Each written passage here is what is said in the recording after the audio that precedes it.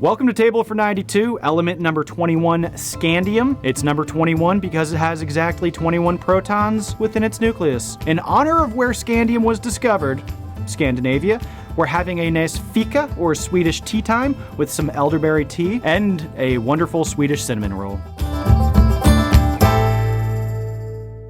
So this is going to be one of the elements where the food being cooked does not contain any of the said element. It's not the fault of Scandium for not being cooperative with me. It's just that it's pretty rare and there has been nothing found in biology that requires Scandium to do anything. The only thing I could find is from an article in the journal Nature that says tea leaves absorb more Scandium than anything else, but it's still a tiny amount, like 140 parts per billion. So nothing to worry about. We really don't know why, but it might have to do with the observation that tea leaves need aluminum for better root growth, and Scandium and aluminum share a lot in common. But of course, there's still a lot of research going on, but for now, we can still pretty confidently say Scandium is not necessary in the biosphere. So, fika. In Sweden, it's a cultural attitude that compels Swedes to take a break and spend time together over coffee and tea and usually some sweets, especially the beloved cinnamon bun. In Sweden, if someone asks you to fika, you have a social obligation to say yes. Otherwise, you're fiking out of there.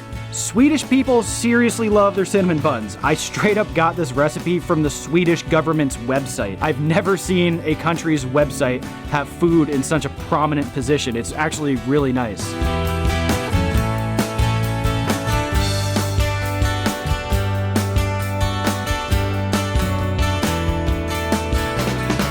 Scandium is a very rare element on Earth. Even though it's found in over 800 different minerals and has many uses in industry, it's the main component of a very rare and collectible mineral called thortveitite, which is found in Scandinavia and kind of looks like that suggestive-looking mind control rock from Wonder Woman 1984. Thortveitite is hugely popular for mineral collectors. Per ounce, it was actually more valuable than gold at certain times in the past 100 years. Like most metals on the periodic table, though, Scandium is not actually found in a pure state and has to be isolated and extracted from minerals that happen to have Scandium compounds. But this is extremely difficult to do.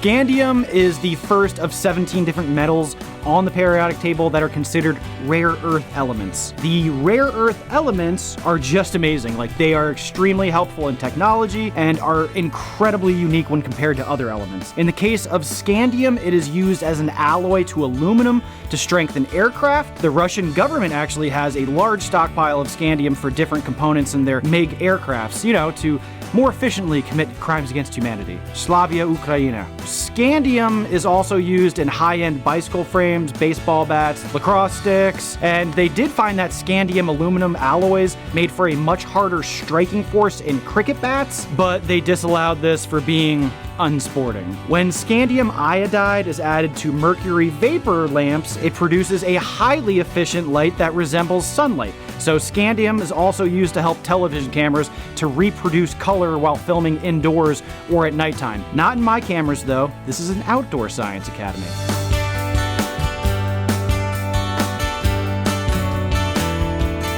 So this is a good story about how Scandium was discovered. I love it when this happens in the history of science. So in 1869, the creator of the modern periodic table of elements, Dmitry Mendeleev, predicted that there was an undiscovered element with an atomic mass between 40 and 48, probably 44. He decided to already name this element and went by the name ecoboron, but only the person who really discovers the element gets to name it. This would be done just 10 years later in 1879 by Lars Fredrik Nielsen at the University of Uppsala in Sweden. While analyzing the mineral euxite, he was actually able to identify 8 different metals on the atomic spectrum within the mineral, but one stood out as never having been described before, and he calculated it had an atomic weight of 44. He decided this new element would be named Scandium, the Latin name for his native Scandinavia. Love it when a hypothesis works out. The metal wasn't produced by itself until 1937 by the electrolysis of molten scandium chloride,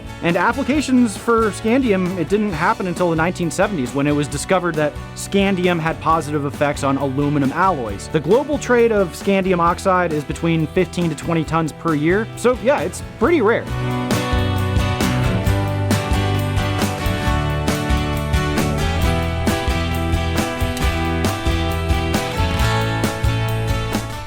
I would really like to see some fika in American culture. I'm Thor Hammer.